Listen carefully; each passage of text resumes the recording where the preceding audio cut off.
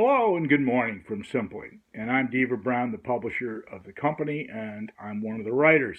And one of my favorite titles is How to Get Stuff Done. And people have asked me, well, how do you get stuff done? And the best way to do it is read about how other people do it who are successful. In other words, you don't have to be a pioneer. It's been said pioneers die broke. So don't be the pioneer, be the one that follows up.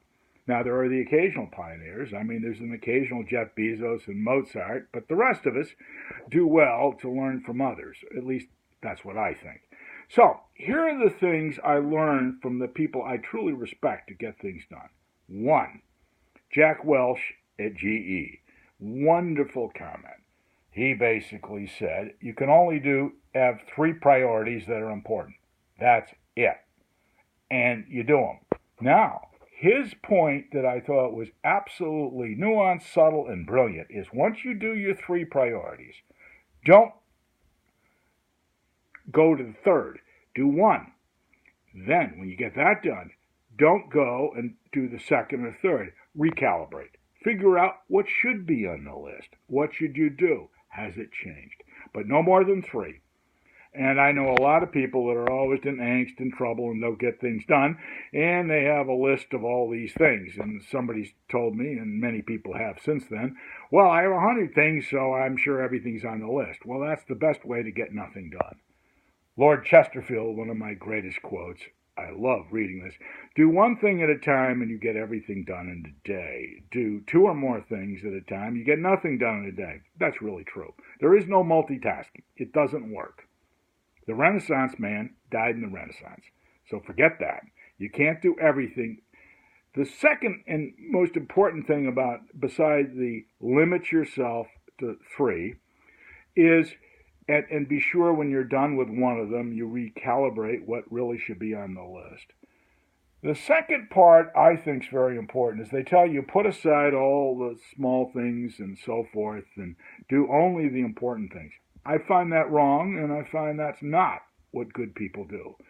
The first priority is anything that touches you, that you're a second baseman in a double play. You've got to approve it, reject it, comment on it, and so forth. Get it off your desk.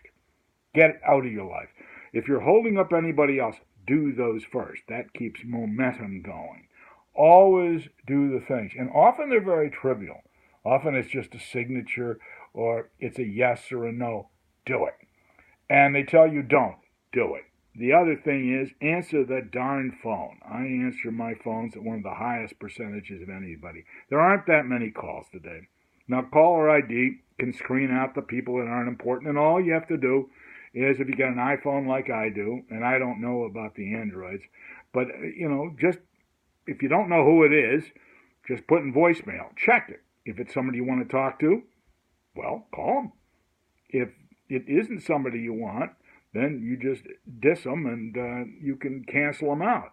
But be sure to do that if you can, because if you take your calls, people will relax. If you don't, they won't. It's pretty simple. The other thing is try to get into activities you're good at. Mickey Mantle, the great baseball player, used to talk about golf. Well, of course, he was okay at golf because he was a great athlete. But baseball was what he was good at. Do what you're good at. Whatever you're good at, try to get that job. And one of the things I find about older workers, even when I was a kid and I ran the first stroller factory and I was 26 years old, and that's awfully young to be running a 300-person plant, I found I loved older workers. Why? Well, they showed up on time. That's pretty big. They came in calmly. When they came into the factory, they weren't blowing paper off the desk, so to speak. They'd come, and by the way, I learned they were only 10 minutes early, but they'd sit down, have a cup of coffee. We had a cafeteria, and we built that up so people could have a little breakfast and so forth. And they would sit down and they would relax.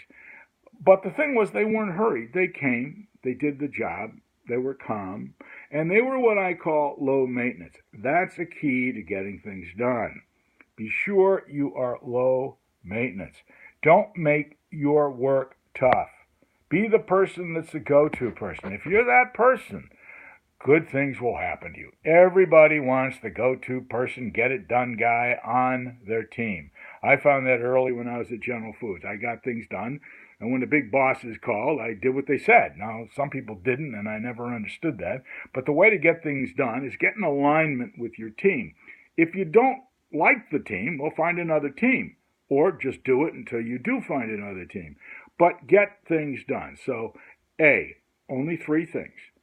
B, do them one by one iteratively. Don't try to do 2 at once. And I like to make lists that are candidates for it and be sure to write it down.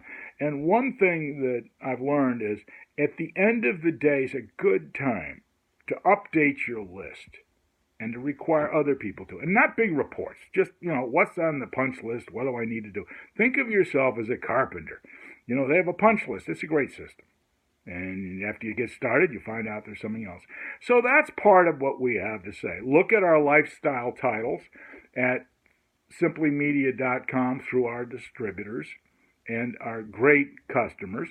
And you'll find these titles which are very helpful. And as somebody said, the key to our business is giving you small tips. If you can come away with one good idea from a relatively inexpensive audiobook or ebook, it's been a good day for you and a good day for us helping you. Thank you from Simply.